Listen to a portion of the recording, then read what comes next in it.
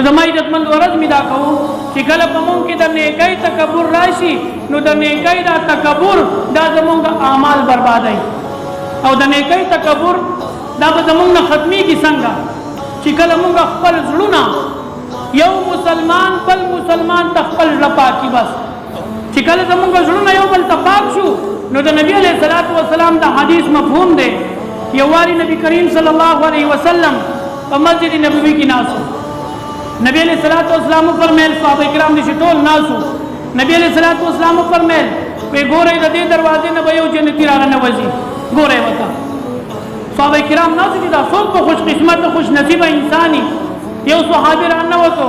د ګیرې نه وبس سجدې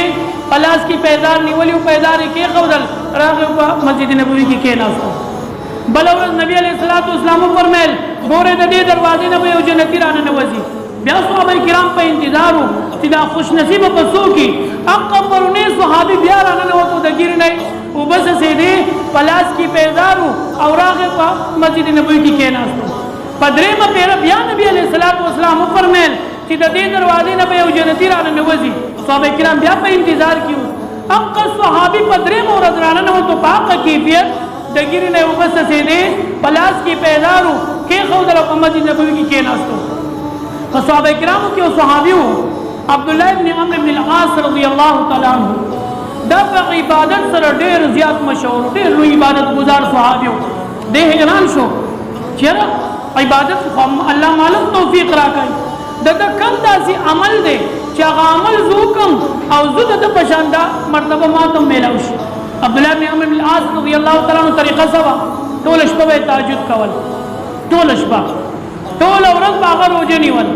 په 24 غنټه کې به یو د قران کریم ختم کو دا دغه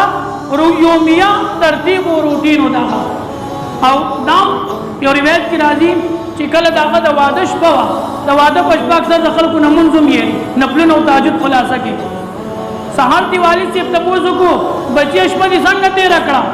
حضرت عبد الله بن عمرو بن العاص رضی الله تعالی عنہ عرض کو وی بابا الحمدللہ ټول شپه په تهجد تیر کړه پلاری نبی علیہ الصلوۃ والسلام ته شکایت کو اے الله رسول د واده شپه دې په تهجد تیر مطلب دا د بیبي صحاقي حق ور کول پکاري دومره کمال درجه والا صحابیو دې پاسې دو په صحابه کرامو کې فاستبقوا الخيرات د خیر طرف ته سبقت کول دا ډیر زیات لاړو په دغه صحابي ورپسې شو ویل کستا اجازه دي تاسو له بدرش پیو کم هغه یو راځه حکم د دې د پاره چې زه د عمل وګورم چې کم عمل لې چې نبی علیہ الصلوۃ والسلام دته جنتی وې نو یو شپه د سره تیر سملاستو د دې چې کم ځکه د کمره په هغه کمره کې نو حضرت عبد الله بن عمرو بن العاص رضی الله تعالی عنہ صادر واغستو او په دې صادر کې وړو کې غونډه کې سوريو کو دته قتل چیر دې سم عمل کوي زه خدا عمل کوم د شپې تهجد کوم خو دې سکي نو دغه صحابي راغی او سملاستو او صادر واغستو ملا سودی ټول شپه ته ګوري چې کله برا پاسي سال چې الله اکبر کو را پاسي دوړو تهجد یې ونکړه دعای وې فرض مول له دې حیران شو چې دا څنګه چل دی تهجد یې ونکړه نفل یې ونکړه صحیح عبادت دې د شپې ونکو نبی له صلوات والسلام فرمایي جنتی دی بیا خیال کو کې دي شي اورز د بلوز بیا وګورو په سبب باندې بیا عبد الله ابن عمرو بن العاص رضی الله تعالی عنہ د قشان سملا تو صادر واغستو په سوري کې د ګوري دا صحابي بیا راغې صادر واغستو دعای وې او سملاستو د سحر د الله اکبر سره را پاسې بیا دې حیران شو پدری مشپه باندې بیا د قشان عمل شو نو د عبد الله بن عمرو بن العاص رضی الله تعالی عنہ دغه صبر نشو الته د نبی علیہ الصلوۃ والسلام بیان او ویناوا هغه کې خود دروغ کې دي نشو رښتینی خبره وا دلته د صحابي عمل ته چګوري د شپې نه تهجد شته نه نیک عمل شته نه بل شته صرف په سنت طریقه باندې سملا او دعای وې او سحر مانځه تر پاسې دو دته وې وی نبی علیہ الصلوۃ والسلام دا فرمایلی دي اخر ستا عمل سره کم یو عمل کې دا بس د عمل مې دا تولیدو او چې کله هغه نه عمل خامخاشته دي نو بیا د صحابه ته فرمایي وی نور خو ما د عمل یاد نه دي او په دې ځړې و تلاش کې خو دو وی زما د ځړې چې دي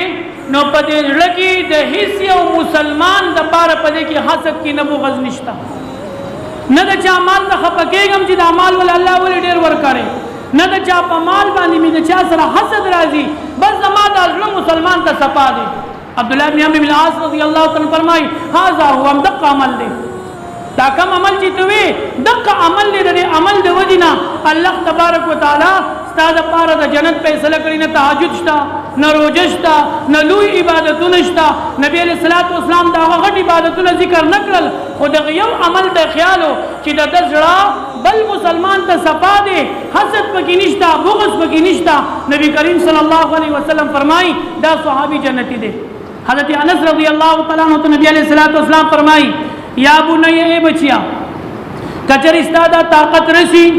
چې تو سبا کې او بیگا کې پداسي حالت سره چې ستا په زړه کې د چا سره بغض نه، د چا سره حسد نه، د چا سره کینه نه. نو نبی علیہ الصلوۃ والسلام فرمایي کدا کولی شي نو دا کارو کا، دا زما سنت دی او څوک چې زما د سنت سره محبت کوي هغه به زما سره په جنت کې. دا نه دی ویل چې څوک اوږده اوږده رکعتونه کوي، څوک اوږده اوږده تهجدونه کوي، نه، دا خپل زړه